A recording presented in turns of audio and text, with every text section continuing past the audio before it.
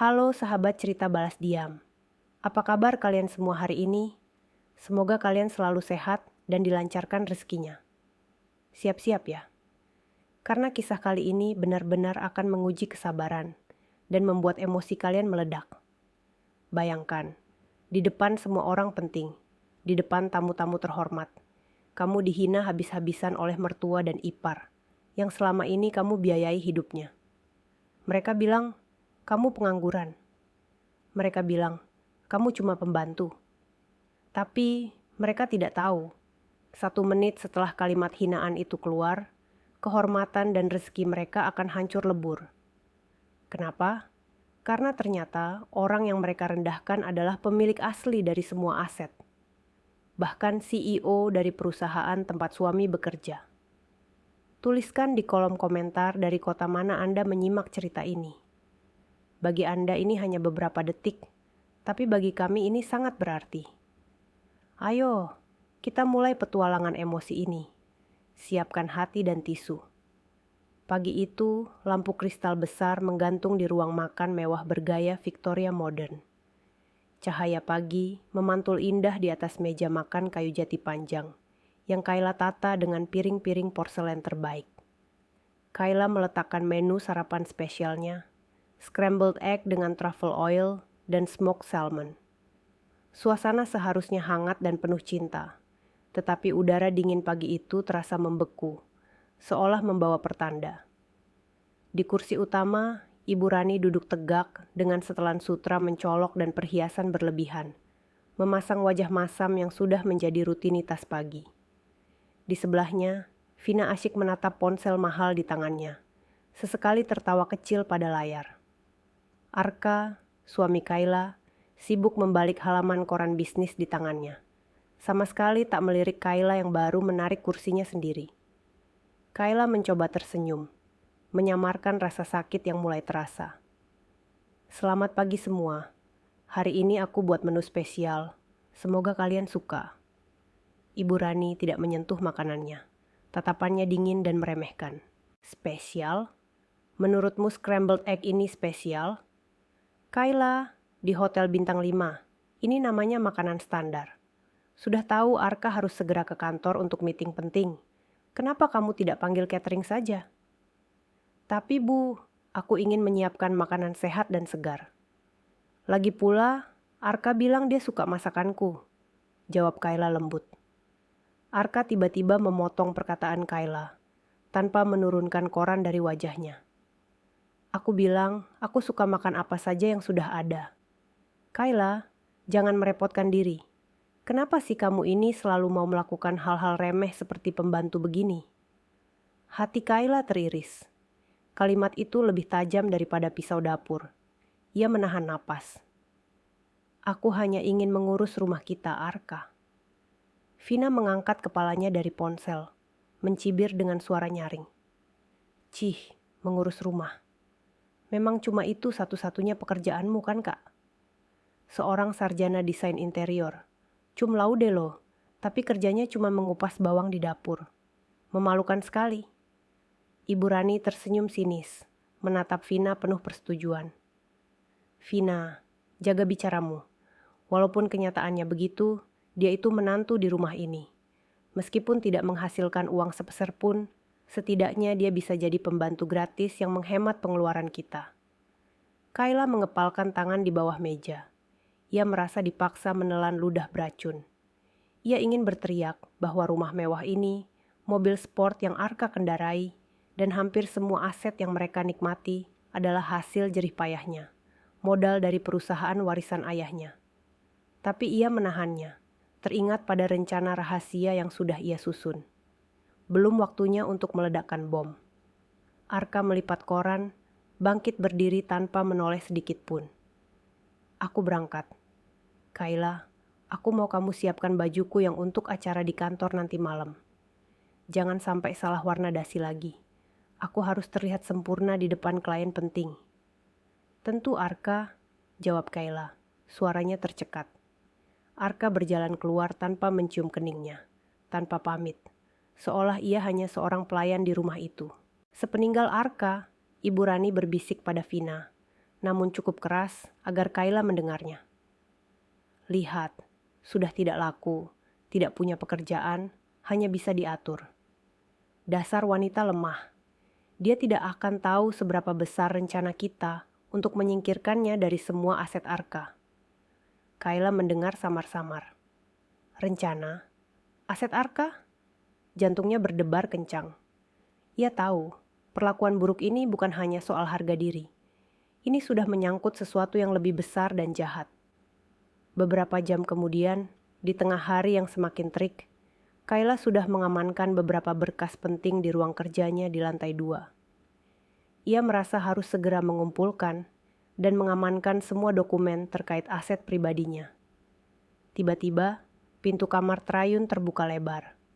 Ibu Rani dan Vina masuk begitu saja, tanpa basa-basi mengetuk. Wah, lihat Bu, si Miss pengangguran ini sedang berhaya menjadi bos lagi di kamar kerjanya, cibir Vina, bersandar di kusen pintu dengan angkuh. Mau pura-pura baca dokumen perusahaan? Kayla dengan cepat menutup laci yang baru saja ia buka. Vina, Ibu, kenapa kalian masuk tanpa mengetuk? Ini ruang kerjaku. Ibu Rani melangkah masuk, tatapannya menyapu setiap sudut ruangan, mencari-cari sesuatu. Mengetuk?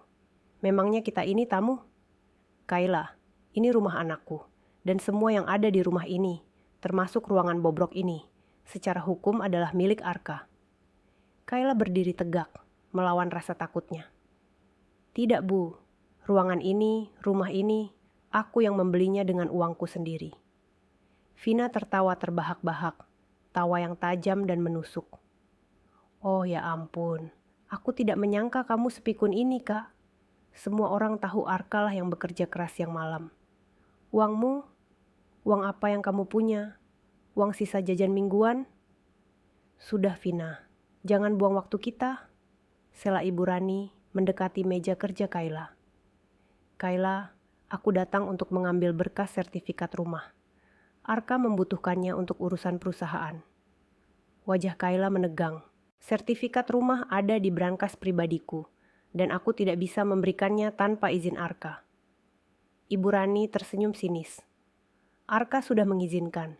Justru dia yang menyuruhku. Dia bilang kamu ini ceroboh. Sering lupa menyimpan barang, jadi biar aku saja yang mengurusnya. Dia bilang, daripada sertifikat penting itu hilang, lebih baik ku pegang. Lidah Kayla terasa keluh. Benarkah Arka sudah berkhianat sejauh ini? Berbohong hanya untuk mengambil haknya? Maaf Bu, ujar Kayla pelan, mencoba mempertahankan ketenangannya. Aku tidak bisa memberikannya, biar aku yang urus bersama Arka nanti malam. Vina maju selangkah, suaranya penuh ancaman. Jangan sok jual mahal ya, kamu pikir kami butuh izinmu, ha? Vina langsung mendorong bahu Kayla dan mencoba membuka paksa laci yang tadi ditutup Kayla. Kayla refleks menahan tangan Vina. Dalam pergumulan kecil itu, Ibu Rani melihat sebuah amplop tebal yang jatuh dari tumpukan buku di meja. Dengan cepat, Ibu Rani meraih amplop itu. Apa ini? Serunya, membaca nama perusahaan yang tercetak samar di amplop itu. PT Cakrawala Tekno. Ini berkas perusahaan Arka. Kenapa ada di tanganmu? Itu bukan urusan kalian. Itu milikku. Seru Kayla panik, mencoba merebutnya kembali. Vina menjerit histeris. Milikmu. Paling-paling kamu mencurinya dari meja Arka. Dasar pengangguran gila. Cuma mau menguasai harta suami. Ibu Rani membalik amplop itu dan membaca samar-samar beberapa tulisan penting.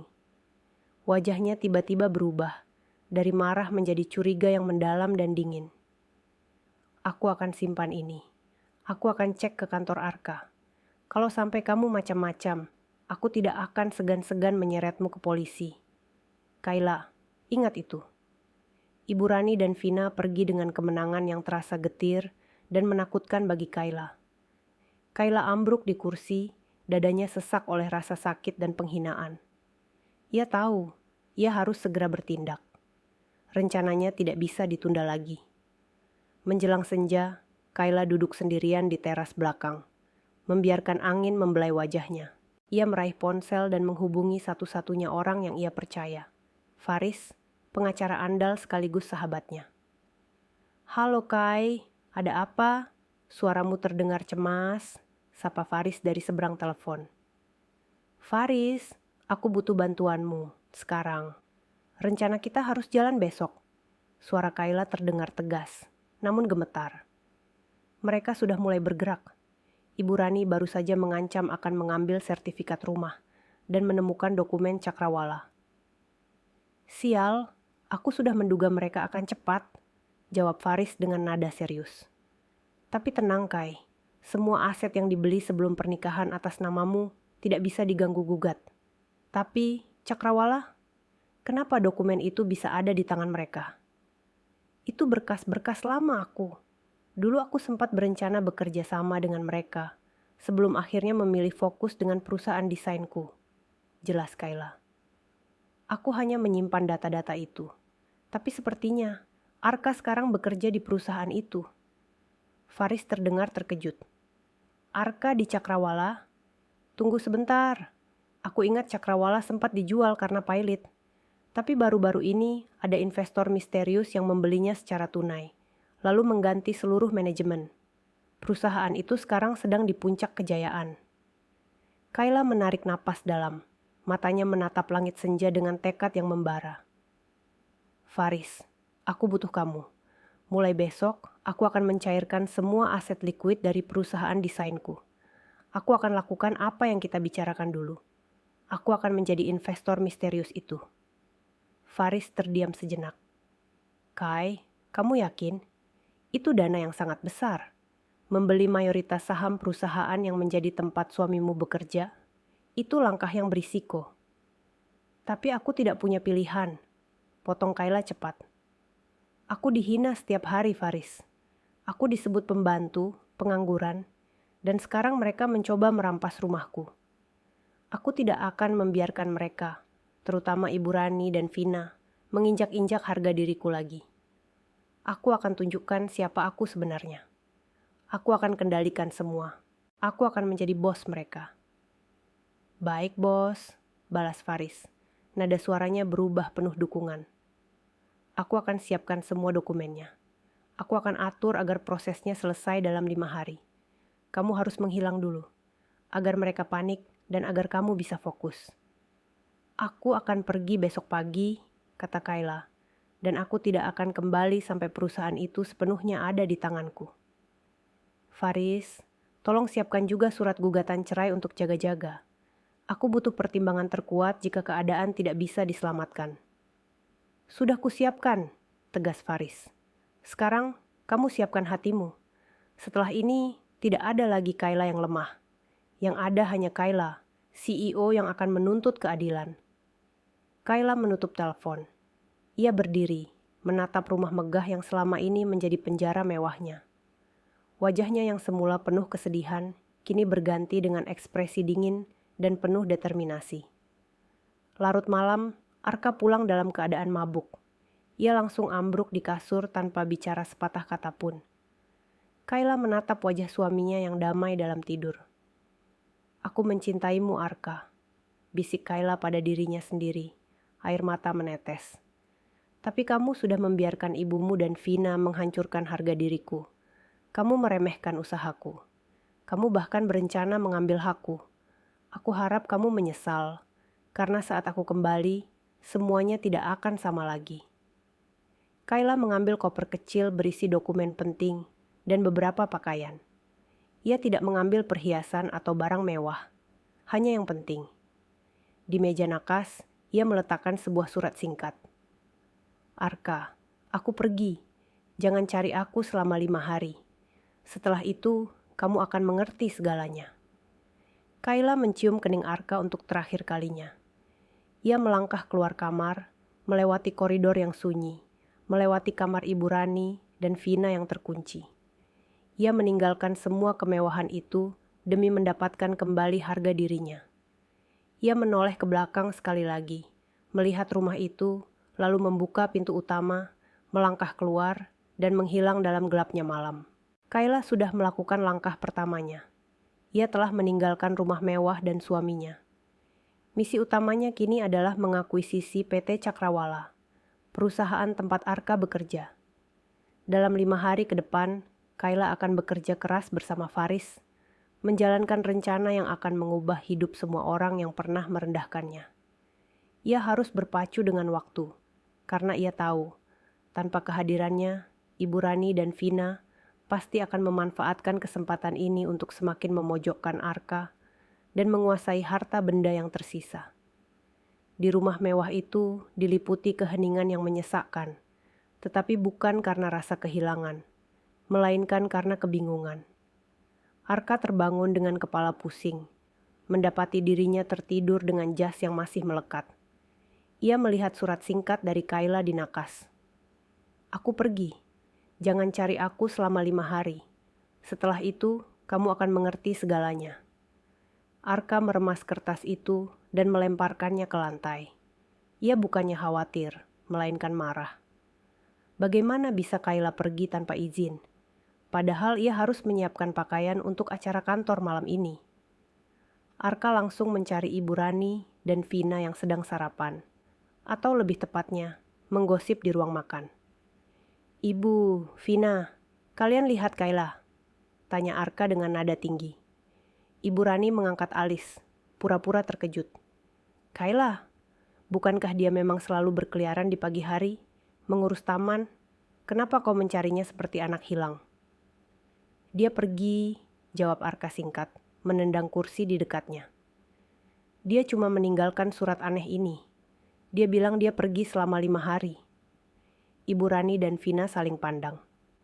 Di mata mereka bukan ada kekhawatiran, melainkan kilatan kemenangan yang tersembunyi. "Pergi," Vina menyeringai. "Paling-paling dia merajuk, Kak. Biasalah, drama orang pengangguran. Merasa terhina karena kita bilang dia pembantu. Biarkan saja. Mungkin dia sedang hidup di warung kopi murahan di pinggir kota." Namun, Ibu Rani lebih cerdik. Matanya yang tajam menyadari ini adalah kesempatan emas. "Arka, jangan panik. Bagus dia pergi. Ini namanya takdir memihak kita. Selama 5 hari ini, kita punya waktu untuk menyelesaikan urusan kita, tanpa halangan dari dia yang merecoki terus." "Urusan apa, Bu?" tanya Arka, sedikit tertarik. Ibu Rani menarik napas, lalu merendahkan suaranya, seolah takut didengar dinding. "Malam itu, saat kau mabuk, kau ingat kau pernah bicara soal aset properti? Kau bilang semua aset harusnya di bawah namamu, bukan nama Kayla, kan? Dan rumah ini, ibu sudah bicara pada notaris langganan kita. Selagi dia tidak ada, kita urus semua surat kuasa pengalian aset. Kita amankan semua termasuk sertifikat rumah itu. Rumah ini harus jadi milikmu sepenuhnya." Wajah Arka terlihat ragu. "Tapi Bu, rumah ini Kayla yang beli. Aku cuma menambahkan sedikit dana. Secara hukum bisa diatur, Arka," potong Ibu Rani tajam. "Siapa yang punya uang, dia yang buat hukum. Ingat, dia itu sekarang tidak punya kekuasaan apa-apa. Kau punya jabatan, kau punya koneksi, dan kau punya aku. Lagi pula, aku menemukan ini." Ibu Rani mengeluarkan amplop berkas PT Cakrawala yang ia ambil dari kamar Kayla kemarin. "Ini pasti berhubungan dengan klien rahasia yang kau urus. Cepat periksa.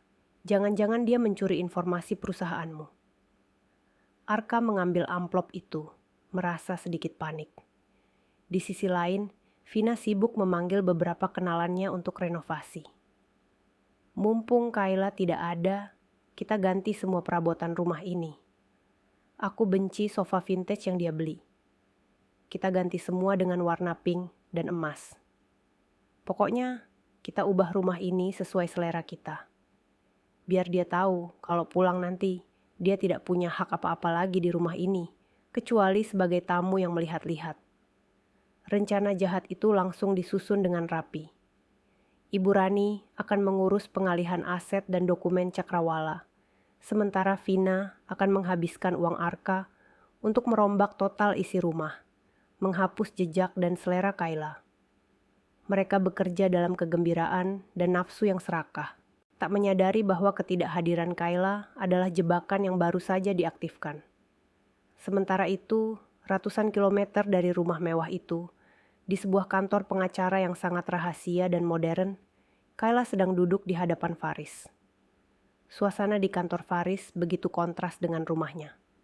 Tenang, profesional, dan penuh perhitungan. Oke, Kay, aku sudah siapkan semua berkasnya. Semua dana dari penjualan aset desainmu sudah masuk rekening holding yang baru kita buat, kata Faris, menunjukkan tumpukan file di meja. Kita punya waktu 5 hari untuk mengakuisisi mayoritas saham PT Cakrawala secara tuntas. Ini adalah perusahaan besar. Kai, kenapa harus perusahaan ini? Kau bilang Arka bekerja di sana? Itu sudah pasti akan menimbulkan konflik. Kayla menatap Faris. Matanya kini memancarkan ketenangan yang dingin, sangat berbeda dari wanita yang menangis tadi malam. Justru karena Arka di sana, Faris. Kau tahu sendiri Ibu Rani dan Vina. Mereka akan menganggap uang dan jabatan Arka sebagai sumber kekuatan baru mereka untuk menginjakku. Aku harus menghancurkan fondasi kekuasaan mereka. Aku harus mengambil alih sumber kebanggaan mereka. Faris tersenyum tipis. Balas dendam yang manis. Bukan balas dendam, Faris. Ini penegakan keadilan, jawab Kayla. Selama ini mereka merendahkan aku. Menganggapku pengangguran yang tak punya nilai. Aku akan membuktikan nilai diriku. Aku akan tunjukkan bahwa aku bukan hanya punya uang untuk membeli perusahaan itu, tapi juga punya otak untuk menjalankannya. Aku akan jadi bos Arka, dan aku akan tunjukkan pada Ibu Rani dan Vina betapa rapuhnya kekuasaan yang selama ini mereka banggakan. Faris menggeser sebuah dokumen tebal.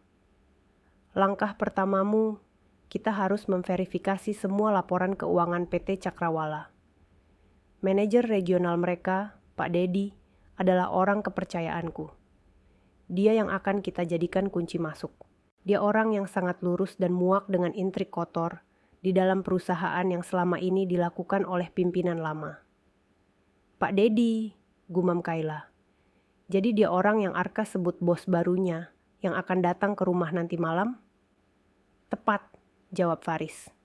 Arka tidak tahu bahwa Pak Dedi hanyalah manajer yang ditugaskan oleh pemegang saham mayoritas baru, yaitu kamu, dalam waktu 5 hari ke depan untuk mengurus transisi. Arka terlalu sombong untuk mencari tahu siapa pemilik aslinya. Kayla tersenyum sinis. Sombong dan dangkal. Sempurna. Lalu apa yang akan dilakukan Ibu Rani dan Vina di rumah? Tepat hari ini, jelas Faris melihat jam tangannya. Ibu Rani pasti sudah menghubungi notarisnya untuk mengurus surat kuasa pengalihan aset rumah. Tapi tenang, aku sudah mengantisipasi. Semua aset properti yang kamu beli sebelum menikah, secara hukum dilindungi oleh perjanjian pranikah yang kau buat diam-diam. Notaris Ibu Rani hanya akan menemukan dokumen palsu yang kau letakkan sebagai umpan. Dokumen palsu? Ya, dokumen yang menunjukkan bahwa rumah itu memang dibeli bersama. Tapi kamu menempatkan syarat bahwa status kepemilikan akhir akan diputuskan oleh status pekerjaanmu. Dan yang lebih penting, aku sengaja menyebar rumor di lingkungan kantor Arka bahwa PT Cakrawala sedang menghadapi masalah keuangan besar. Ini akan membuat Arka dan keluarganya semakin ingin mencuri asetmu, karena mereka mengira perusahaan suamimu akan bangkrut. Kayla mengangguk. Licik, Faris. Aku suka itu. Jadi, saat mereka berpikir mereka sudah menang dengan mengambil sertifikat rumah, sebenarnya aku sudah mengambil perusahaan tempat Arka menggantungkan hidupnya. Tepat. Dan Vina, Faris terkekeh. Aku dengar dia sudah memesan perabotan baru. Biarkan saja dia menghabiskan uang Arka. Kerugian itu tidak akan sebanding dengan harga yang harus dibayar Arka atas keputusannya. Mereka berdua bekerja tanpa henti. Di layar komputer Faris terhampar data keuangan Cakrawala yang rumit. Faris menjelaskan bahwa perusahaan itu sesungguhnya sangat sehat. Hanya saja manajemen lama yang korup. Kayla, dengan latar belakang sarjana dan pengalaman bisnisnya, memahami setiap angka dengan cepat. Ini aneh, kata Kayla menunjuk sebuah entry. Mengapa ada dana besar yang dialihkan ke rekening pribadi Arka setiap bulan, tanpa laporan yang jelas? Faris membetulkan letak kacamatanya. Itulah yang kita selidiki. Sepertinya Arka menyalahgunakan jabatannya di perusahaan lama. Dia mengambil keuntungan pribadi dengan modus bonus performa. Ini bisa menjadi senjata terkuat kita untuk pemecatan tidak hormat di depan umum. Tekad Kayla semakin bulat. Pengkhianatan Arka bukan hanya soal hati, tapi juga integritas dan uang. Faris, pastikan proses transfer saham ini harus benar-benar rahasia. Aku ingin kejutan ini sempurna. Aku ingin melihat wajah Ibu Rani dan Vina ketika mereka menyadari bahwa mereka menghina orang yang sebentar lagi akan menjadi bos suami mereka. Tenang, Kai.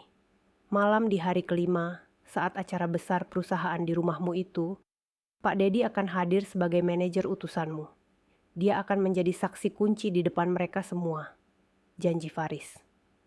Kayla dan Faris menghabiskan waktu berjam-jam, menyusun strategi, menandatangani dokumen, dan memetakan alur pengambil alihan. Di saat yang sama, Ibu Rani dan Vina di rumah mewah sedang sibuk dengan notaris gadungan dan tukang renovasi, percaya bahwa mereka sedang dalam perjalanan menuju kekuasaan penuh. Mereka tidak tahu bahwa setiap detik yang berlalu adalah waktu yang membawa mereka semakin dekat ke jurang kehancuran. Mereka merayakan kepergian Kayla, padahal Kayla sedang membangun benteng kekuasaan yang jauh lebih besar dan tak terjangkau. 3 hari berlalu sejak Kayla melangkah keluar dari rumah mewahnya, meninggalkan Arka, Ibu Rani, dan Vina dalam kebingungan yang bercampur euforia. Bagi Kayla, 3 hari ini terasa seperti 3 tahun penuh ketegangan. Ia menghabiskan sebagian besar waktunya di kantor Faris, dikelilingi tumpukan dokumen keuangan, laporan audit, dan perjanjian jual beli saham. Ia tidak tidur nyenyak, hanya mengandalkan kopi pahit dan tekad membara. Kay, kita sudah di tahap akhir, kata Faris, menunjuk angka-angka besar di layar monitor. Uang sudah ditransfer, investor lama sudah sepakat. Tinggal tanda tangan final dari manajer regional untuk mengesahkan perpindahan mayoritas saham. Begitu Pak Dedi menandatanganinya, kamu resmi menjadi pemegang saham pengendali dan secara efektif CEO PT Cakrawala. Jantung Kayla berdebar kencang. Rasanya seperti sedang berdiri di tepi tebing.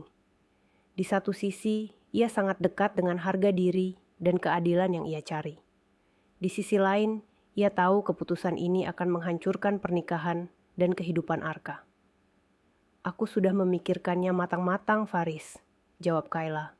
Suaranya mantap. Arka tidak pernah menghargai pekerjaanku. Dan yang terpenting, dia tidak pernah menghargai aku sebagai istrinya.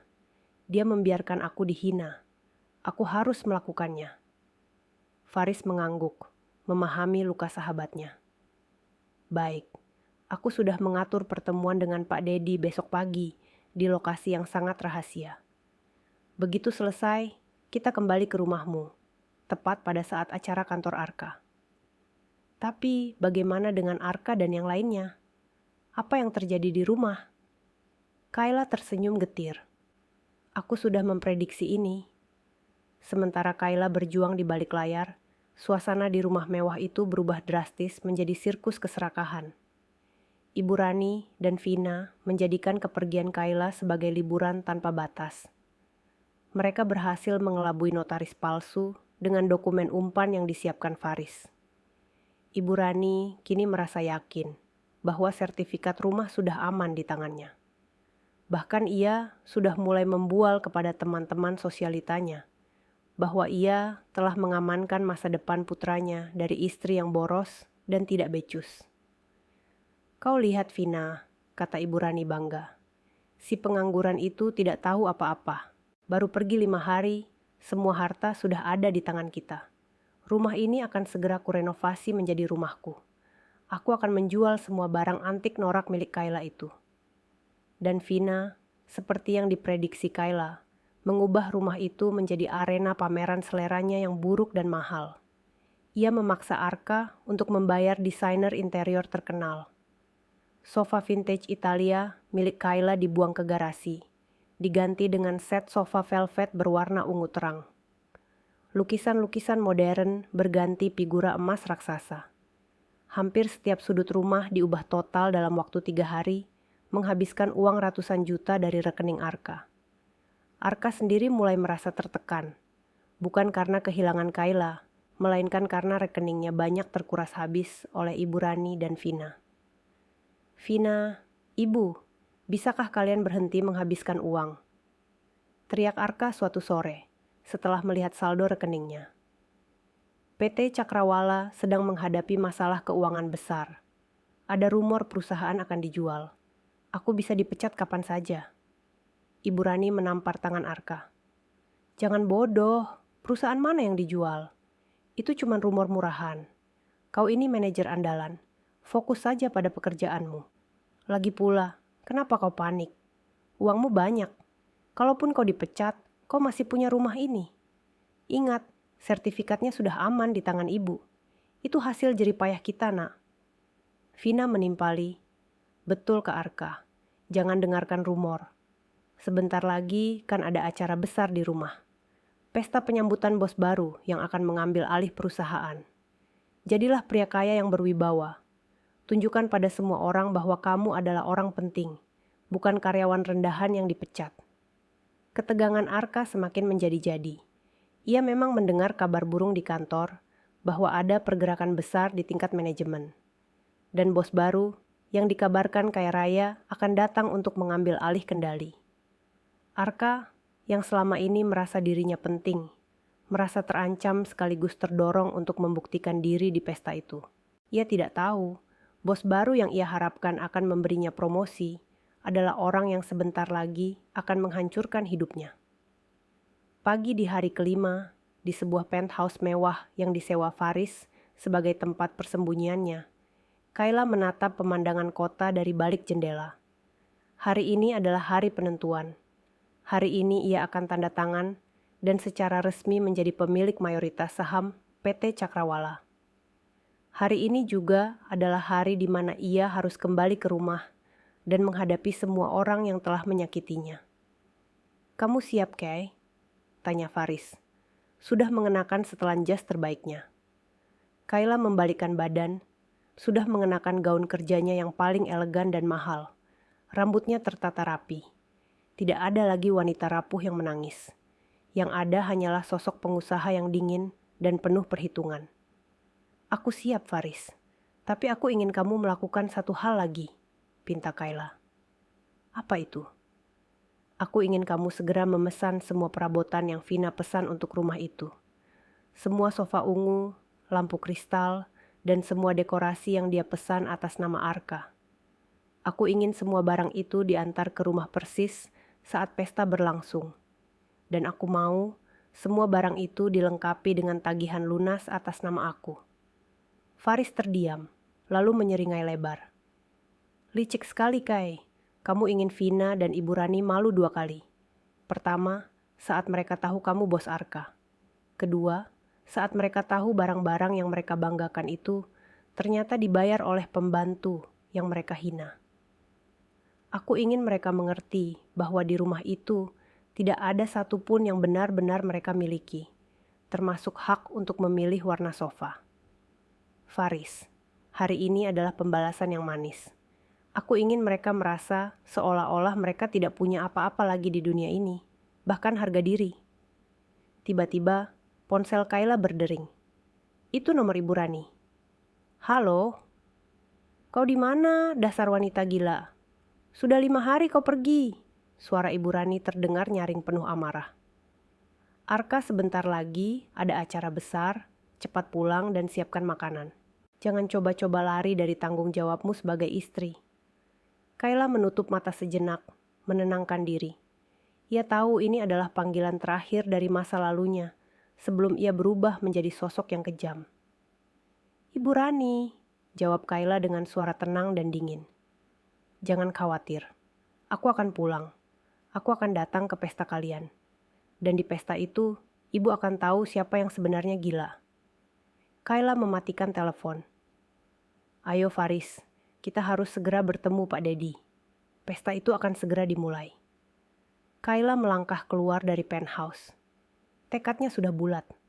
Tidak ada keraguan, tidak ada belas kasihan. Hari ini, Kayla akan kembali sebagai CEO yang akan menjatuhkan suaminya sendiri di depan semua orang, sekaligus mengambil kembali semua yang menjadi haknya. Beberapa jam kemudian, di sebuah kafe mewah di pusat kota, Kayla dan Faris duduk berhadapan dengan Pak Dedi, manajer regional berusia 40-an. Wajahnya tampak lelah dan lega. "Nyonya Kayla," kata Pak Dedi dengan hormat, setelah membaca semua dokumen. "Saya sungguh berterima kasih. Saya sudah muak dengan korupsi dan permainan kotor yang dilakukan manajemen lama. Terutama Arka, dia sering menyalahgunakan dana perusahaan untuk kepentingan pribadi." Pak Dedi menceritakan detail penyalahgunaan wewenang Arka yang ditemukan Faris. Dana yang dialihkan ke rekening pribadi Arka setiap bulan terbukti adalah dana yang diselewengkan. Bukti ini adalah peluru emas yang akan digunakan Kayla. "Semua bukti ada di tanganmu, Nyonya," kata Pak Dedi, seraya menandatangani dokumen terakhir. "Mulai sekarang, Anda adalah pemegang saham mayoritas dan CEO PT Cakrawala." Kayla merasakan sensasi kemenangan yang bercampur rasa dingin. Ia telah mencapai titik ini. "Pak Dedi," kata Kayla, mengumpulkan semua keberaniannya. "Malam ini saya ingin Anda datang ke pesta di rumah saya, tepat pukul 8 malam. Dan saya ingin Anda mengikuti satu skenario dari saya. Saya ingin Arka memperkenalkan Anda sebagai bos barunya. Dan saya ingin Anda tahu bahwa saat Ibu Rani menghina saya, Anda harus melakukan satu hal yang akan membuat mereka semua diam." "Apapun perintah Anda, Nyonya CEO," jawab Pak Dedi hormat. Kayla memandangi tanda tangannya di dokumen saham. Hari kelima sudah tiba. Semua sudah siap. Sekarang, giliran mereka yang membayar harga. Rumah mewah itu sore itu tampak seperti panggung opera yang berlebihan. Dekorasi interior yang diubah drastis oleh Vina dalam waktu 5 hari menampilkan perpaduan warna ungu, emas, dan velvet yang mencolok, sangat jauh dari selera elegan Kayla. Arka tampak gelisah, mengenakan setelan jas termahalnya, mondar-mandir di ruang tamu. "Sudah berapa kali kau lihat jam itu, Arka?" tegur Ibu Rani, yang kini mengenakan gaun malam yang menyilaukan. "Tenang saja, pesta penyambutan untuk bos baru perusahaanmu ini pasti sukses besar. Kau harus terlihat percaya diri, Nak. Sebentar lagi, dengan posisi barumu, kau akan bisa memegang kendali penuh di perusahaan." Arka tidak bisa tenang. Kepergian Kayla tanpa kabar selama 5 hari membuatnya merasa ada yang janggal, meskipun ia enggan mengakui rasa khawatir itu. Lebih dari itu, kabar burung tentang gonjang-ganjing di PT Cakrawala membuatnya merasa terancam. Ia hanya berharap kedatangan Pak Dedi, yang ia yakini adalah sosok investor atau bos baru yang akan mengangkatnya, bisa mengamankan posisinya. "Aku hanya khawatir dengan Vina, Bu," bisik Arka menatap adiknya yang sibuk memberi instruksi pada pelayan. "Dia menghabiskan terlalu banyak uang untuk renovasi ini. Padahal perusahaan sedang tidak stabil. Dan ibu sendiri, soal sertifikat rumah itu." Ibu Rani menampar pelan pipi Arka. "Jangan berpikir negatif. Sertifikat rumah itu sudah aman di tangan ibu. Jangan kau ungkit-ungkit lagi soal wanita pengangguran itu. Dia pergi, itu artinya dia merelakan semuanya. Fokuslah Arka, malam ini adalah panggungmu." Tepat pukul 7 malam, para tamu undangan mulai berdatangan. Mereka adalah rekan-rekan kerja Arka, para manajer, dan beberapa klien penting yang Arka undang secara khusus untuk unjuk gigi. Semua mata tertuju pada kemegahan rumah itu. Vina, yang merasa dirinya adalah nyonya rumah, menyambut tamu dengan cengengesan. Ia menarik beberapa rekan kerja Arka ke tengah ruangan di dekat sofa ungu barunya. "Bagaimana, cantik kan? Interior ini 100% seleraku," kata Vina, menyombongkan diri. "Dulu rumah ini suram sekali, penuh barang-barang vintage kuno selera kakak iparku, si Kayla. Tapi sekarang, ini baru namanya rumah orang kaya. Seorang rekan kerja Arka, Budi, berbisik ragu. Tapi, bukankah Nyonya Kayla seorang desainer interior? Desainer? Hahaha. Vina tertawa kencang, membuat beberapa tamu menoleh. Dia itu cuma desainer yang tidak laku, Mas Budi. Setelah menikah dengan Arka, kerjanya hanya di rumah, mengurus dapur. Ibu dan aku sepakat, wanita yang tidak bisa menghasilkan uang hanya pantas menjadi pembantu di rumah suaminya. Arka mendengar ucapan Vina, tersenyum kecil. Ia bukannya menegur Vina, justru ia menikmati pengakuan itu. Ia membiarkan citra Kayla di mata rekan-rekan kerjanya hancur, agar posisinya sebagai pria penyedia nafkah tunggal terlihat semakin kuat. Inilah pengkhianatan terberat Arka, mengorbankan harga diri istrinya demi egonya sendiri. Suasana semakin ramai. Arka mencoba mengalihkan pembicaraan dengan rekan-rekannya menuju proyek terbarunya di PT Cakrawala. Ia berbicara dengan lantang dan sombong, meyakinkan semua orang bahwa dia adalah sosok yang tak tergantikan di perusahaan. Tiba-tiba, Ibu Rani menarik tangan Arka ke sudut ruangan, di mana seorang pria berjas gelap berdiri sendiri. Pria itu adalah Pak Dedi, manajer regional yang ditugaskan Faris. Arka, ini dia. Pak Dedi, bos baru yang sangat ingin kau kenal. Bisik Ibu Rani penuh semangat, seolah ini adalah momen kemenangan besar. Arka menyambut Pak Dedi dengan senyum lebar, menjabat tangannya erat-erat penuh kepalsuan. Selamat datang Pak Dedi, kami sangat terhormat Anda mau datang ke pesta sederhana kami. Terima kasih atas undangannya, Pak Arka, jawab Pak Dedi, tatapannya datar, memancarkan aura profesional yang dingin. Ia sama sekali tidak menunjukkan kehangatan. Arka, yang terlalu fokus pada ambisinya, tidak menyadari sikap dingin Pak Dedi. Ia justru menggunakan kesempatan ini untuk merendahkan Kayla sekali lagi. Ia ingin menunjukkan kepada bos barunya bahwa ia adalah pria yang berkuasa di rumahnya. Saat itulah Kayla muncul. Kayla melangkah masuk ke ruang tamu. Ia mengenakan gaun simpel berwarna netral yang elegan. Rambutnya disanggul rapi. Kehadirannya yang tenang justru menarik perhatian.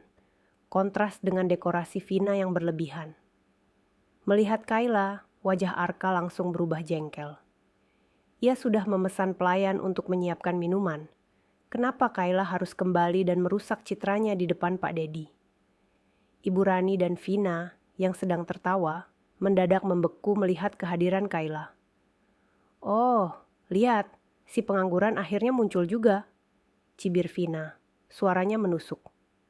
Ibu Rani yang sedang memegang lengan Pak Dedi memanfaatkan momen itu tanpa berpikir panjang. Ia ingin menghabisi harga diri Kayla di depan orang yang paling penting bagi karir Arka. Ibu Rani tersenyum lebar pada Pak Dedi, lalu menunjuk Kayla dengan dagunya. Kenalkan bos, wanita ini adalah pembantuku. Dia tidak punya pekerjaan, jadi biar dia yang menyiapkan minum. Jangan hiraukan dia, bos, ucap Ibu Rani. Suaranya lantang dan penuh kemenangan, memastikan semua tamu mendengarnya. Para tamu terkejut, beberapa di antaranya menoleh ke arah Kayla dengan rasa kasihan dan keheranan. Wajah Kayla memucat, tetapi matanya tetap teguh. Ia telah menelan semua hinaan ini selama 5 hari. Ini adalah hinaan yang terakhir. Arka, meskipun sedikit malu, membiarkan hinaan itu terjadi. Ia ingin agar Pak Dedi melihat bahwa istrinya hanya seorang wanita tak berguna yang bisa diinjak-injak, dan bahwa dialah yang berkuasa. Inilah puncak dari pengkhianatannya. Kayla berdiri tegak, siap membalas. Ia sudah menyiapkan kalimat terkuatnya untuk membalikkan keadaan. Namun, sebelum Kayla sempat membuka mulutnya, sesuatu yang tidak terduga terjadi. Pak Dedi mendadak syok. Matanya membelalak kaget. Ekspresi di wajahnya bukan jijik, melainkan perpaduan antara ketakutan yang mencekam dan penghormatan yang mendalam. Pak Dedi langsung melepaskan diri dari Ibu Rani. Ia bahkan tidak melirik Arka. Ia hanya menatap Kayla. Gerakannya sangat cepat. Pak Dedi berjalan terburu-buru, melewati Ibu Rani, melewati Arka, dan menghampiri Kayla. Kayla menahan napas. Ini adalah saat yang dinanti-nanti.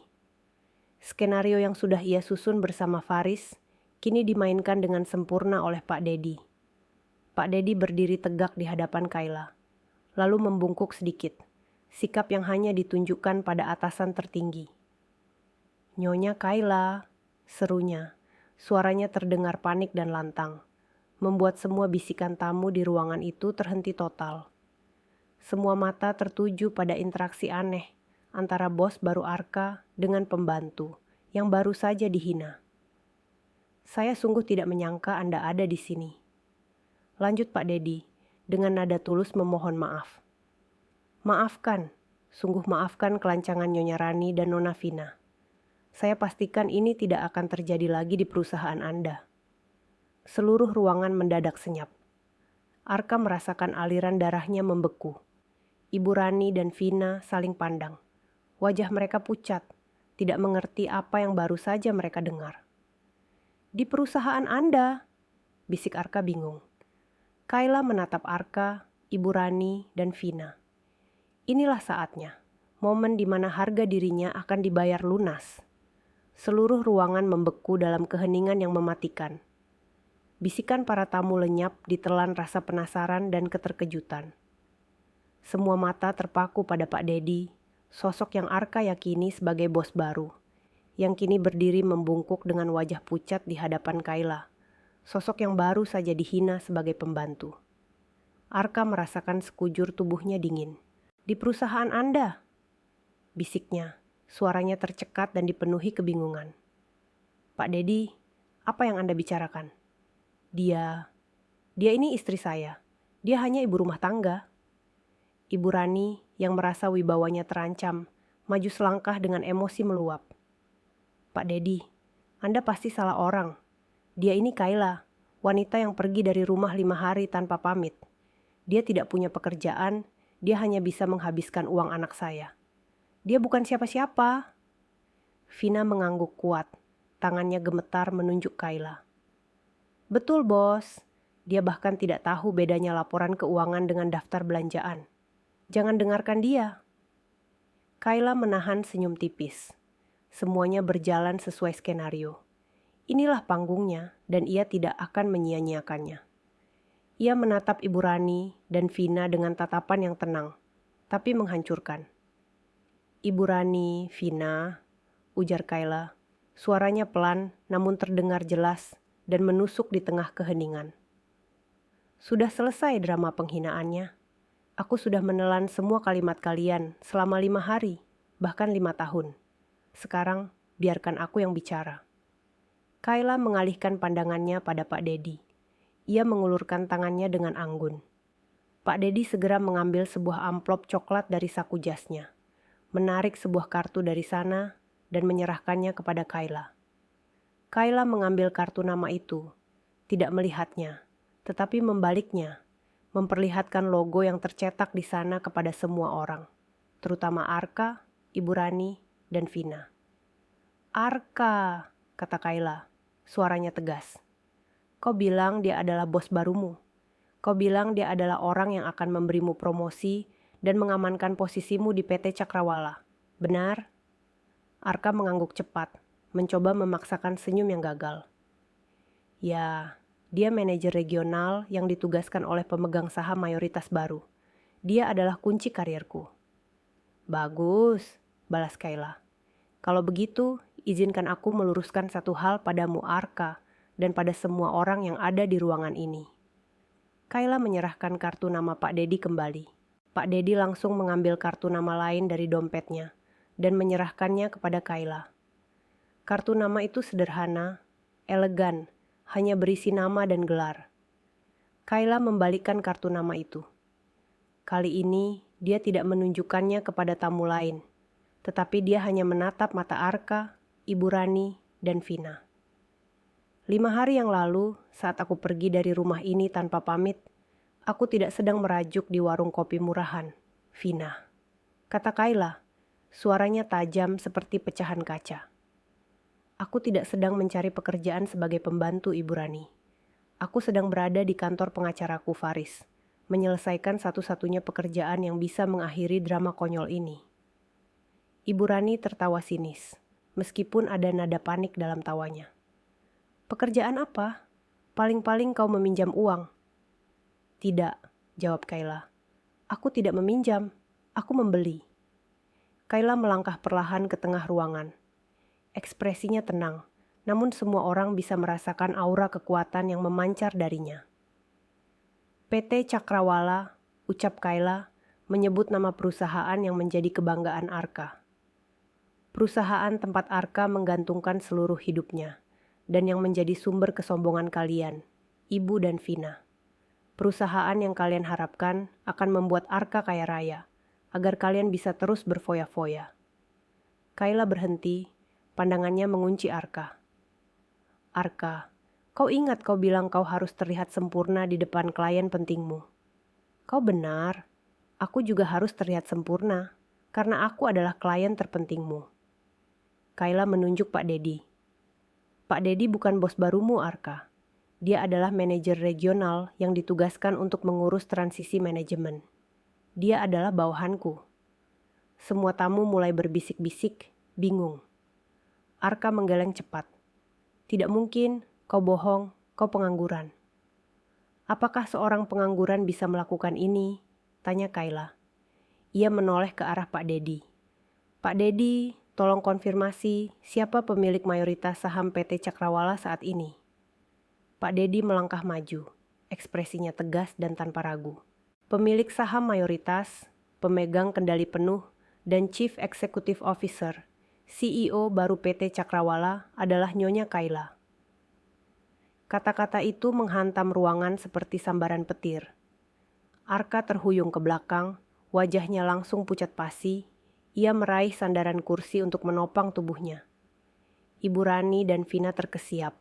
Mulut mereka terbuka lebar dalam kebisuan yang memalukan. Mereka benar-benar syok. Orang yang baru saja mereka hina sebagai pembantu di rumahnya sendiri, ternyata adalah bos mutlak, penguasa perusahaan tempat Arka menggantungkan nasibnya. Aku membelinya, Arka, lanjut Kayla, menjelaskan dengan suara tanpa emosi namun syarat makna. Aku menggunakan semua aset pribadi yang selama ini aku kumpulkan, aset yang kalian anggap tidak penting. Aku membelinya secara tunai 5 hari yang lalu, tepat saat aku pergi tanpa pamit. Ibu Rani menjerit histeris. Tidak, ini tidak mungkin. Kau membohongi kami. Kau tidak punya uang sebanyak itu. Uang? Ibu lupa? Kayla tertawa getir. Semua properti di sini, rumah ini, mobil Arka, adalah aset yang aku beli dengan uangku sebelum menikah. Selama ini, aku hanya membiarkan Arka dan kalian hidup dalam ilusi kemewahan milikku. Dan sekarang, aku hanya memindahkan uang itu ke investasi yang lebih cerdas, membeli perusahaan yang kalian banggakan. Vina mencoba berteriak, tapi suaranya hanya berupa cicitan. Kak Arka, katakan dia bohong. Arka tidak bisa berkata-kata. Ia hanya menatap Kayla. Matanya dipenuhi ketakutan, penyesalan, dan rasa malu yang luar biasa. Ia menyadari semua kesombongannya selama ini hanyalah kebodohan belaka. Tiba-tiba, dari pintu depan, terdengar suara keributan. Beberapa petugas kargo masuk, membawa berbagai perabotan baru. Sofa ungu, lampu emas, dan dekorasi mencolok yang dipesan Vina. Vina tersenyum sebentar, mengira ini adalah pengiriman yang ia tunggu-tunggu.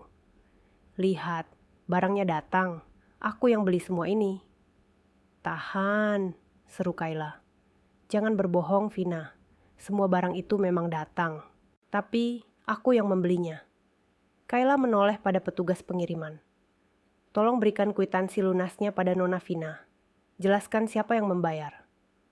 Petugas itu menyerahkan dokumen pembayaran. Vina merampasnya dan melihatnya. Di bagian pembayar, tercetak jelas.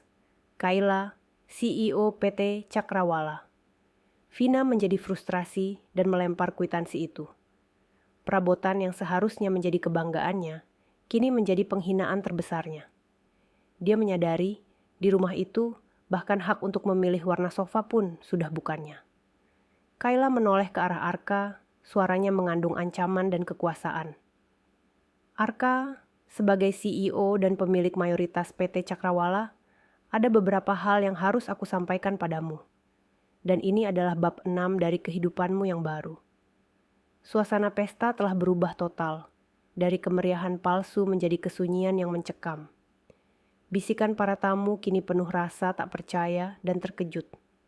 Semua mata tertuju pada Kayla, yang kini tampak berdiri di atas panggung kekuasaan yang tak seorang pun duga.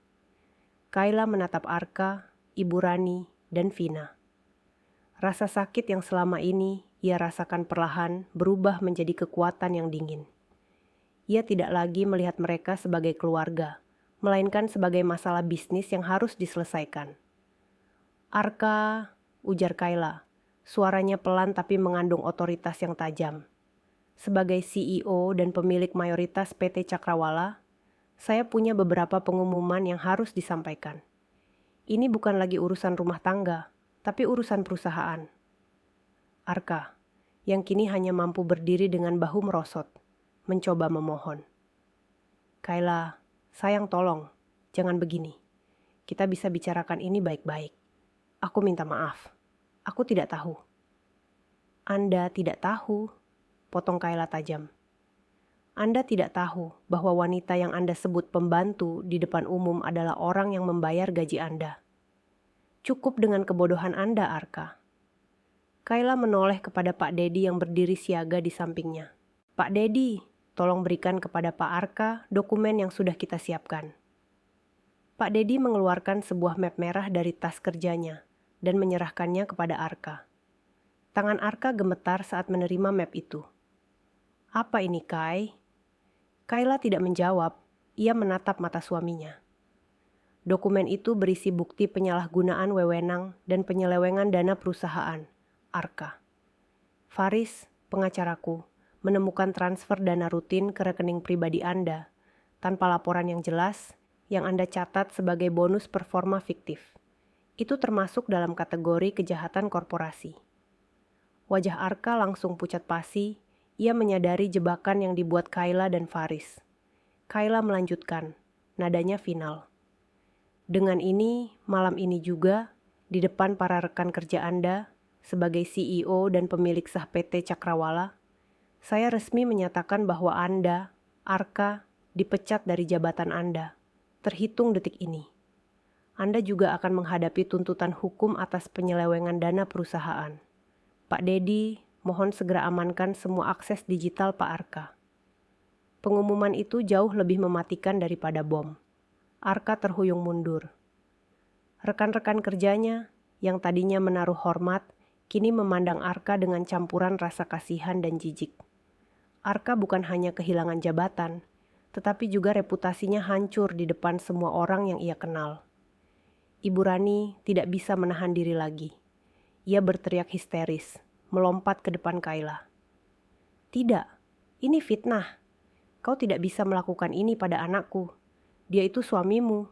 Kau akan kami tuntut balik. Kau mau kami hidup dari mana? Hah? Hidup dari mana? Itu pertanyaan yang seharusnya saya tanyakan kepada Ibu dan Vina selama 5 tahun terakhir. Balas Kayla dingin. Sekarang, mari kita bicarakan hal kedua. Rumah ini. Kayla memberi isyarat dan Faris yang ternyata sudah menunggu di dekat pintu masuk. Melangkah masuk, memancarkan aura profesionalisme. Perkenalkan, Bapak dan Ibu sekalian, ujar Kayla. Ini adalah Faris, sahabat saya, dan juga pengacara yang akan mengurus kasus ini. Faris tersenyum sinis kepada Ibu Rani dan Vina. Selamat malam Ibu Rani, Nona Vina. Saya sudah menyiapkan dokumen kedua. Ini adalah gugatan cerai dari Nyonya Kayla terhadap saudara Arka. Faris menyerahkan salinan gugatan cerai kepada Arka. Arka hanya bisa menerima dokumen itu tanpa daya. Seluruh kekuatannya sudah terkuras. Dan yang lebih penting, lanjut Faris, mengenai properti ini. Ibu Rani, Anda sudah mencoba mengurus surat kuasa pengalihan aset rumah ini, bukan? Anda merasa sudah memegang sertifikat rumah? Sayangnya, itu semua tidak berguna. Faris membuka file di tangannya. Semua aset, termasuk rumah ini, yang dibeli Nyonya Kayla sebelum menikah, dilindungi oleh perjanjian pranikah yang mengesahkan kepemilikan tunggal Nyonya Kayla. Sertifikat yang Anda ambil kemarin hanyalah salinan palsu. Semua aset dan rekening atas nama Arka yang berasal dari aset Nyonya Kayla akan ditarik kembali malam ini juga. Mendengar kata-kata ditarik kembali, wajah Ibu Rani berubah menjadi merah padam karena amarah, dan Vina jatuh terduduk di atas sofa ungu mahalnya, yang sebentar lagi juga akan disita. Tidak, ini rumah anakku, Arka yang membiayainya, teriak Ibu Rani. Arka membiayai dengan dana yang diselewengkan dari perusahaan Nyonya Kayla, balas Faris tajam. Semua perabotan baru yang Nona Vina pesan, termasuk sofa ungu itu, juga sudah dibayar lunas oleh Nyonya Kayla. Jadi, secara legal, barang-barang itu pun milik Nyonya Kayla. Kalian tidak punya hak atas apapun di sini, kecuali pakaian yang melekat di badan kalian. Mendengar kebenaran yang kejam itu, semua tamu terdiam. Mereka menyaksikan sendiri bagaimana ilusi kemewahan keluarga Arka hancur berkeping-keping. Kayla mengakhiri pengumuman itu dengan kalimat penutup yang menusuk. Tamu-tamu yang terhormat, saya mohon maaf atas drama yang tidak profesional ini. Sekarang, pesta ini berakhir. Saya meminta Anda semua untuk meninggalkan rumah ini. Dan untuk Arka, Ibu Rani, dan Vina. Kayla menatap mereka dengan tatapan tanpa emosi. Saya memberi kalian waktu 1 jam untuk mengemasi barang-barang pribadi. Setelah itu, kalian harus meninggalkan rumah ini karena kalian hanyalah tamu tidak diundang di rumah milik saya. Arka hanya bisa berdiri membeku, air mata penyesalan mulai membasahi wajahnya. Ia tidak menangisi uangnya yang hilang, tetapi harga dirinya, dan lebih dari itu, ia menyadari ia telah kehilangan Kayla yang tulus demi egonya yang konyol. Ibu Rani dan Vina masih mencoba memohon, merangkul kaki Kayla, tetapi Kayla tetap bergeming. Ia telah melewati batas kesabarannya. Faris dan Pak Dedi segera memanggil petugas keamanan untuk memastikan semua berjalan sesuai prosedur. Ini adalah malam pembalasan. Malam di mana Kayla mengambil kembali bukan hanya hartanya, tetapi juga kendali atas kehidupannya sendiri. Setelah semua tamu undangan berhamburan keluar, meninggalkan rumah mewah itu dalam kebisuan yang memalukan, Ibu Rani dan Vina masih duduk di ambang lantai, meratapi nasib yang baru saja menimpa mereka. Keduanya menolak bergerak, menolak menerima kenyataan bahwa mereka, yang baru beberapa jam lalu menghina Kayla sebagai pembantu di rumahnya sendiri, kini benar-benar menjadi pengemis tanpa atap. Arka berdiri di tengah ruangan, tatapannya kosong. Ia membiarkan Faris dan Pak Dedi mengawasi para petugas keamanan yang mulai mengecek inventaris. Arka tidak lagi memikirkan harta, ia hanya memikirkan kebodohannya. Ia ingat setiap kali ia membiarkan Ibu Rani dan Vina merendahkan Kayla. Ia ingat setiap kali ia mengabaikan istrinya demi harga diri dan ambisi palsu. Penyesalan itu menghantamnya, terasa lebih menyakitkan daripada kehilangan seluruh kekayaannya. Arka, kau harus berbuat sesuatu, jerit Ibu Rani histeris, bangkit dan mencengkram lengan putranya. Kau suaminya, kau harus memohon.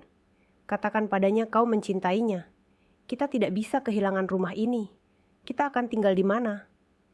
Arka menepis tangan ibunya dengan lemah. Sudah cukup, Bu. Semua ini karena keserakahanmu. Semua ini karena kau dan Vina yang tidak pernah berhenti menghina Kayla.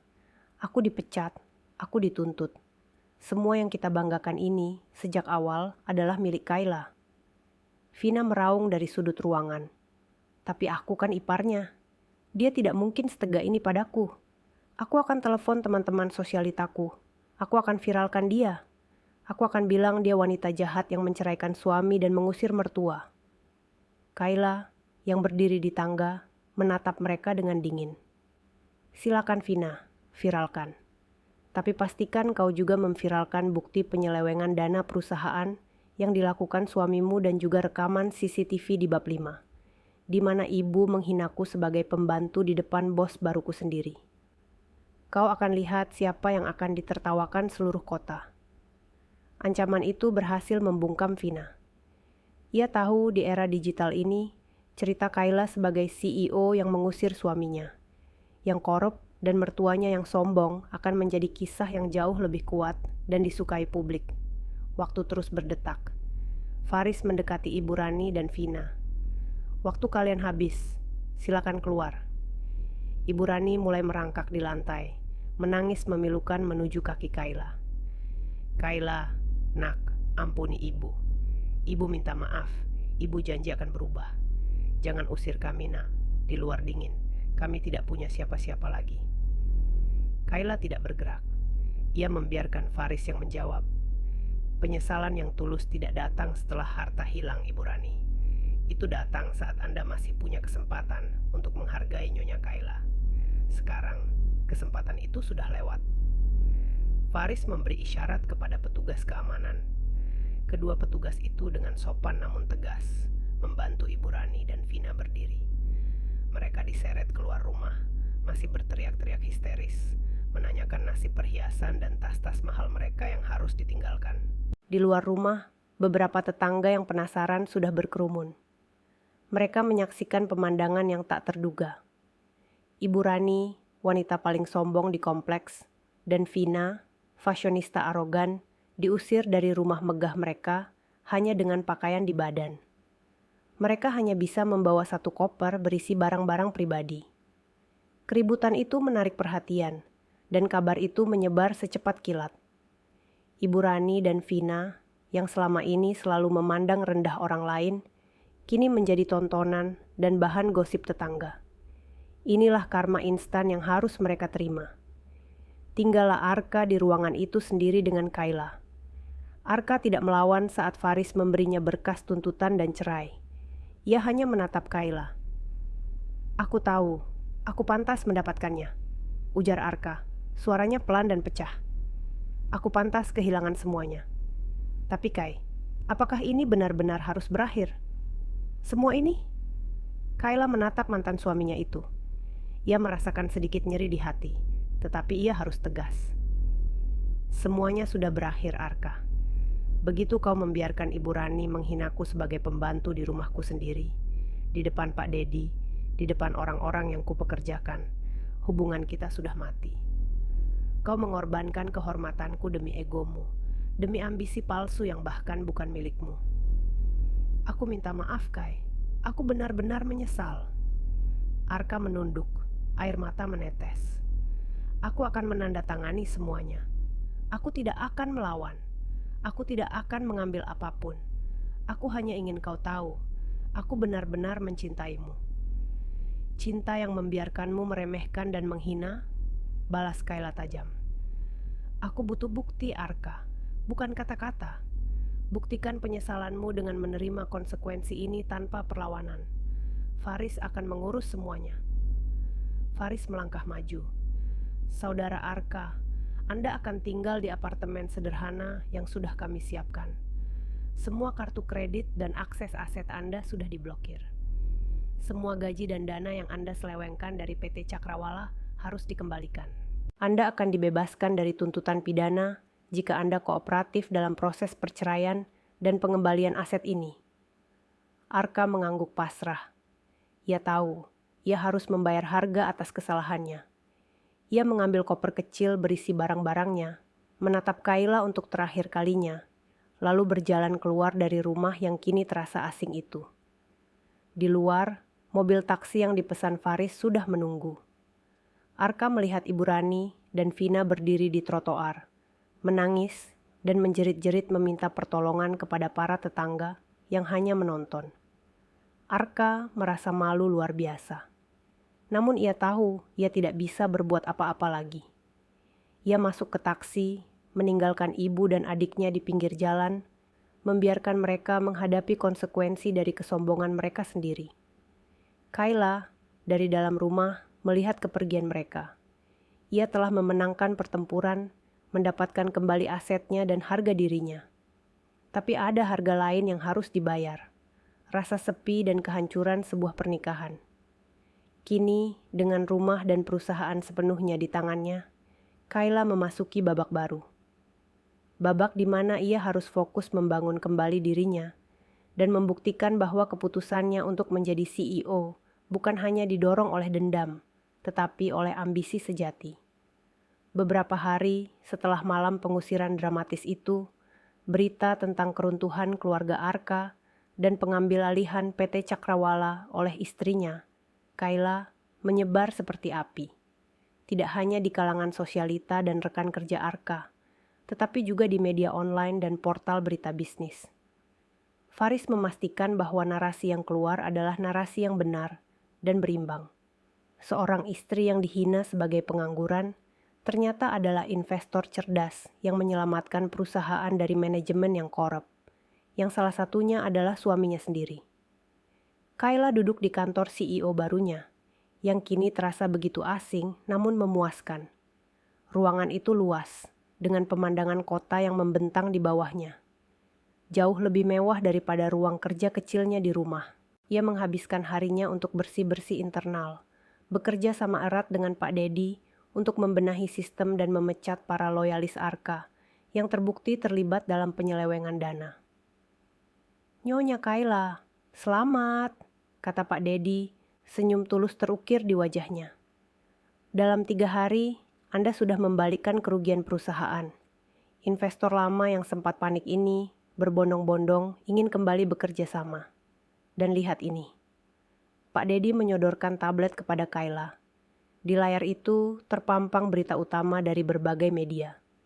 CEO misterius selamatkan PT Cakrawala, ternyata istri yang dihina pengangguran.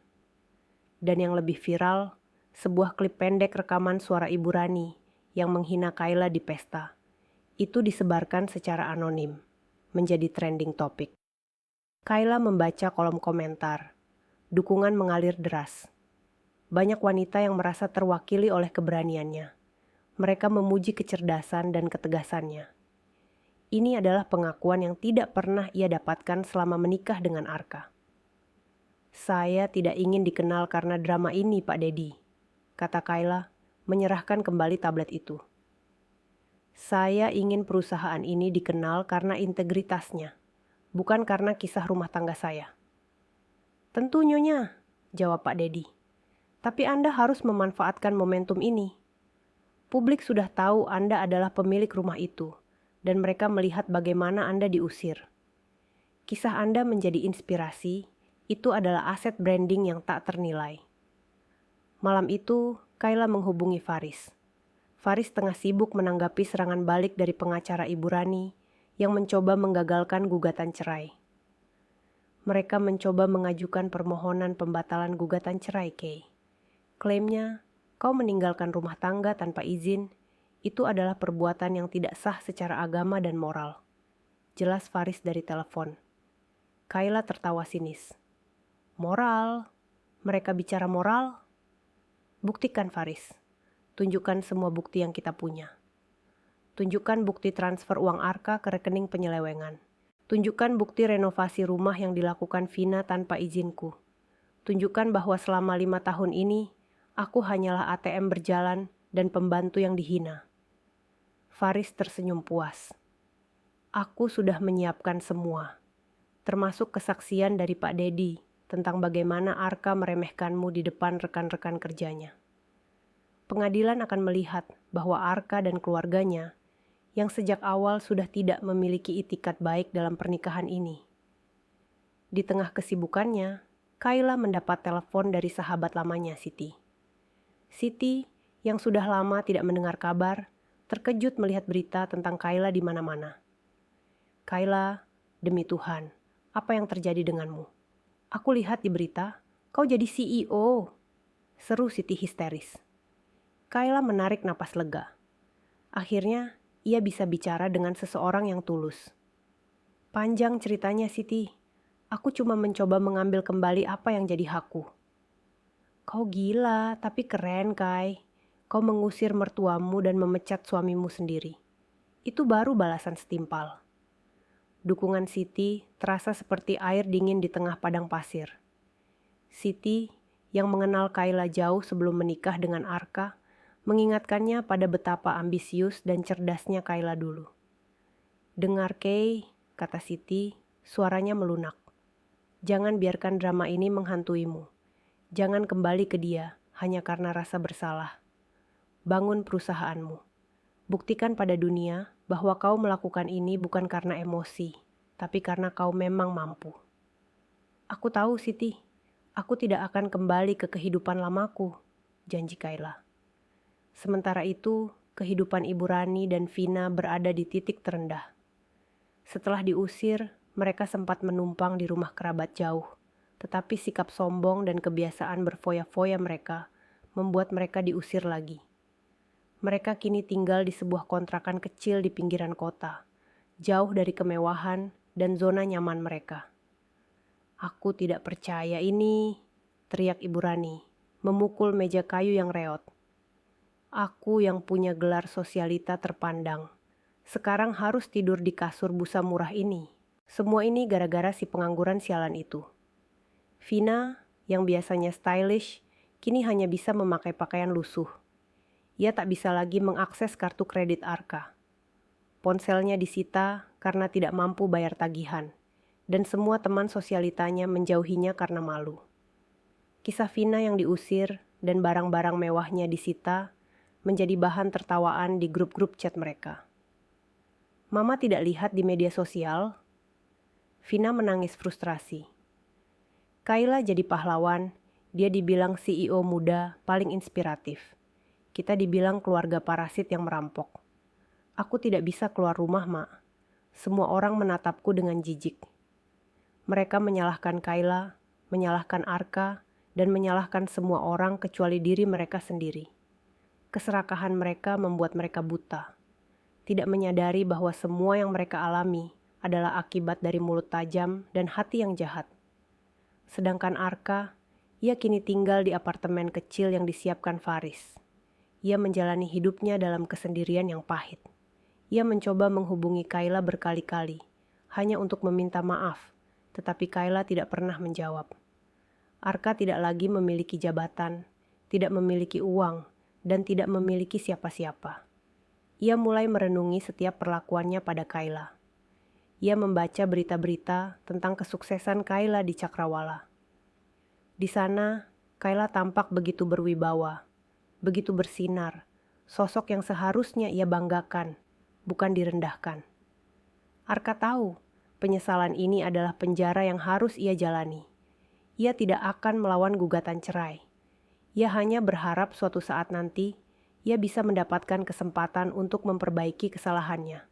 Meskipun ia tahu, itu hampir mustahil.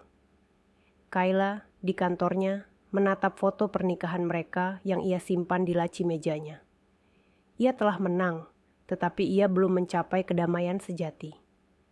Langkah selanjutnya adalah memastikan kemenangan hukumnya di pengadilan dan melupakan masa lalu sepenuhnya. Ruang sidang pengadilan terasa dingin dan kaku, sangat kontras dengan hiruk-pikuk di luar, di mana media massa berkerumun, mengincar setiap detail dari persidangan cerai paling sensasional tahun itu. Di satu sisi, duduklah Kayla, didampingi oleh Faris yang tampak tenang dan percaya diri, memancarkan aura seorang CEO yang tahu betul apa yang diinginkannya. Di sisi lain, Arka duduk sendirian. Wajahnya terlihat kuyu dan lelah, bayangan dari pria sombong yang pernah ia tunjukkan di depan umum. Arka tidak membawa pengacara. Ia tahu melawan Kayla adalah kesia-siaan. Semua bukti yang dikumpulkan Faris, mulai dari rekaman suara penghinaan Ibu Rani dan Vina, bukti penyelewengan dana perusahaan, hingga perjanjian pranikah yang melindungi aset Kayla, sudah terlalu kuat untuk dibantah. "Saudara Arka," ujar hakim ketua. Suaranya terdengar berat dan tegas. "Apakah Anda mengakui semua tuntutan yang diajukan oleh pihak Nyonya Kayla, termasuk mengenai penyelewengan dana perusahaan dan hak kepemilikan aset?" Arka mengangkat kepala, menatap Kayla yang duduk tak jauh darinya. matanya dipenuhi penyesalan yang tulus. Bukan lagi ketakutan akan kehilangan harta. Ia kini menyadari betapa berharganya wanita yang ia sia-siakan itu.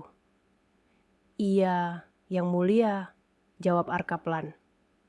"Saya mengakui semua kesalahan dan tuntutan. Saya tidak akan melawan. Saya bersedia mengembalikan seluruh kerugian yang saya timbulkan pada perusahaan Nyonya Kayla. Dan saya memohon maaf yang sebesar-besarnya atas semua perlakuan saya dan keluarga saya terhadapnya." Kayla hanya diam, tetapi hatinya sedikit melunak mendengar pengakuan jujur itu. Namun, ia tahu, maaf tidak bisa mengembalikan harga diri yang sudah diinjak-injak selama bertahun-tahun. Setelah melalui pembacaan bukti-bukti yang tidak terbantahkan, Hakim Ketua akhirnya membacakan keputusan. Majelis Hakim memutuskan mengabulkan gugatan cerai dari Nyonya Kayla sepenuhnya. Hubungan perkawinan antara Nyonya Kayla dan saudara Arka dinyatakan putus karena alasan pengkhianatan dan perlakuan buruk yang tidak dapat ditolerir. Kedua, Majelis Hakim menetapkan bahwa seluruh aset properti, termasuk rumah dan aset perusahaan PT Cakrawala, adalah sepenuhnya hak milik Nyonya Kayla.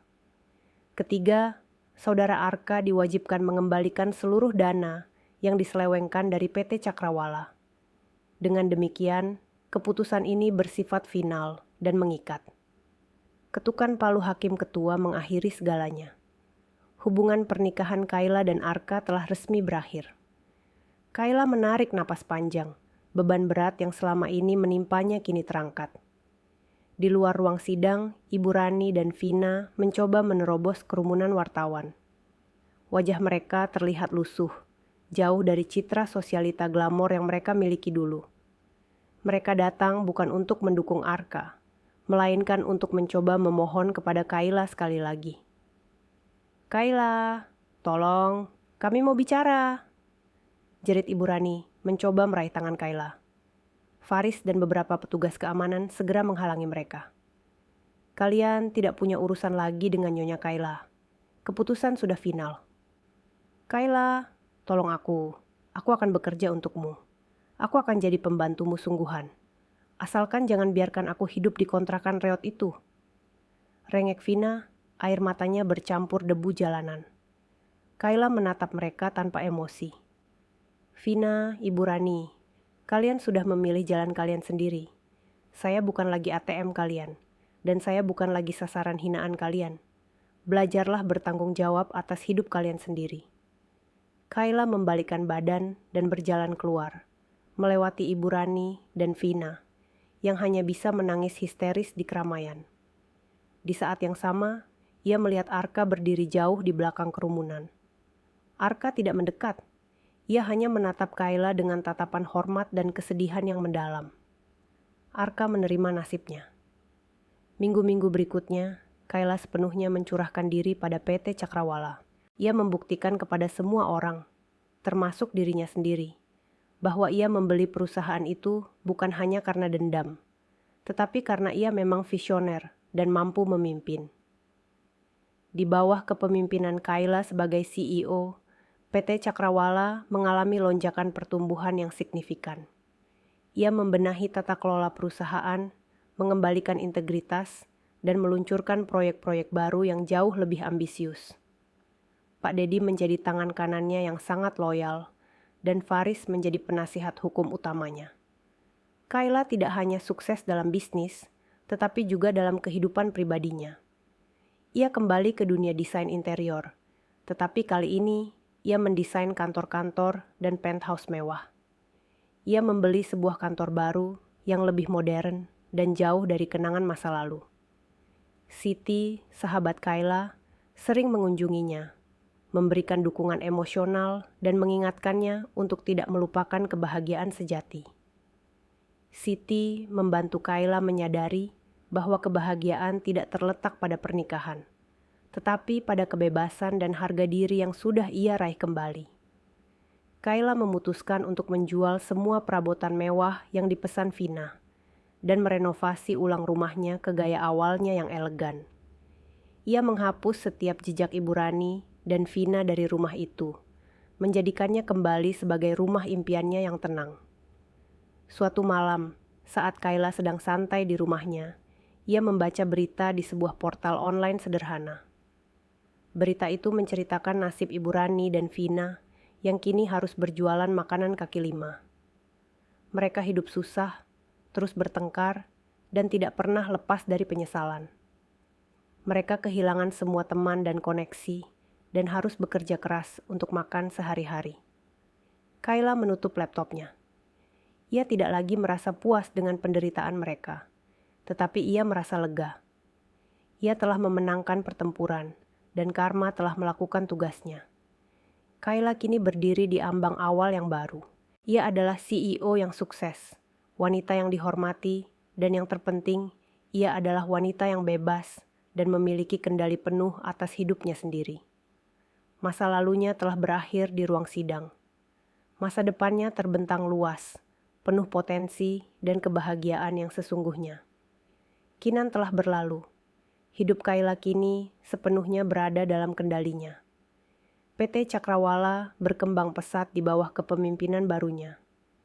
Rumah impiannya yang sempat dinodai oleh sentuhan Ibu Rani dan Vina, kini kembali memancarkan kehangatan dan ketenangan yang sesungguhnya. Kayla telah merenovasi ulang semua sudut, menghapus setiap jejak pahit masa lalu. Kesuksesan Kayla tidak tersembunyi. Ia diundang ke berbagai seminar bisnis. Wajahnya menghiasi sampul majalah pengusaha, dan ia telah menjadi simbol kekuatan bagi banyak wanita. Ia mendapatkan kembali harga diri dan kebahagiaan seutuhnya, bukan dari cinta seorang pria, melainkan dari keberaniannya sendiri. Di sisi lain, kehidupan Ibu Rani dan Vina benar-benar terpuruk. Setelah pengadilan, mereka harus hidup dari pekerjaan serabutan. Ibu Rani, yang selalu terbiasa dengan kemewahan, tidak tahan harus mencuci pakaian dan membersihkan rumah orang lain. Vina, yang dulu sombong dan gemar belanja, kini harus bekerja sebagai pelayan toko dengan gaji minimum, terus-menerus dihantui rasa malu dan cemoohan dari rekan-rekan lamanya. Mereka tinggal di kontrakan sempit, terus bertengkar dan menyalahkan satu sama lain atas kemalangan yang menimpa mereka. Mereka akhirnya mengerti bahwa Kayla, wanita yang mereka sebut miskin dan pengangguran, adalah pemilik asli dari segalanya, dan merekalah yang pantas ditertawakan. Penyesalan mereka sudah terlambat, dan karma bekerja dengan sangat adil. Suatu sore yang tenang, saat Kayla sedang menikmati secangkir teh di teras belakang rumahnya, tempat yang menjadi saksi bisu keputusan besarnya, ia melihat sebuah mobil taksi berhenti di depan gerbang. Dari taksi itu, keluarlah Arka. Arka tampak jauh berbeda. Ia mengenakan pakaian sederhana yang bersih. Tubuhnya sedikit kurus, dan tatapannya tidak lagi sombong, melainkan rendah hati dan penuh kesedihan. Ia membawa sebuah bunga lili putih. Arka berjalan perlahan menuju pintu. Kayla sudah mengira momen ini akan datang, tetapi ia tidak menghindar. Ia tahu, ia harus menutup bab ini sepenuhnya. Kayla, sapa Arka, suaranya pelan dan serak. Ia berdiri di ambang pintu, tidak berani melangkah masuk tanpa izin. Bisakah kita bicara sebentar? Kayla menghela napas. Masuklah Arka, tapi hanya 5 menit. Arka masuk, tangannya gemetar memegang bunga itu. Ia menyerahkannya kepada Kayla. Aku tahu ini tidak ada artinya, tapi aku ingin memberimu ini.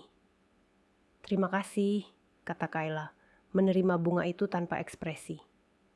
Apa yang ingin kamu bicarakan? Semuanya sudah jelas di pengadilan. Arka menundukkan kepalanya. Aku tahu, Kay.